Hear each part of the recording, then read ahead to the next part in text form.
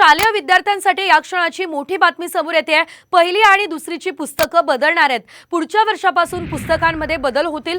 तिसरी ते 8वी पर्यंतच्या पुस्तकांमध्ये कुठलाच बदल नसणार आहे। मात्र आपण बघतोय या ठिकाणी आता शालेय विद्यार्थ्यांसाठी या क्षणाची ही सर्वात मोठी अपडेट आपण साम टीव्हीवर बघतोय। पहिली आणि दुसरीची पुस्तकं बदलणार आहे।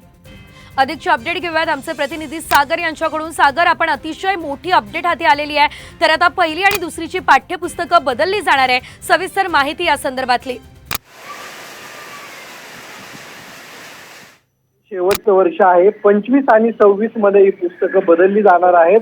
असा निर्णय जो आहे तो प्रस्ताव बालभारतीचे संचालक आहेत कृष्णकुमार पाटील यांनी त्या संदर्भात सूचना दिलेल्या आहेत।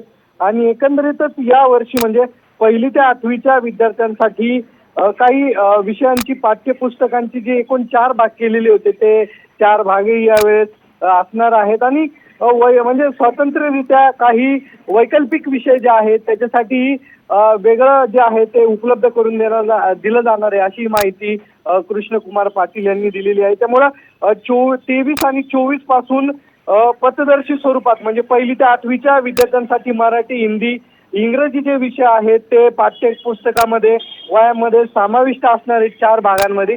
मात्र या वर्षी पहिल्या आणि दुसरीचं शेवटचं वर्ष असेल। पुढच्या वर्षीपासून हा अभ्यासक्रम पूर्ण बदलला जाणार आहे। निश्चितच धन्यवाद सागर दिलेल्या या सर्व अपडेट्ससाठी।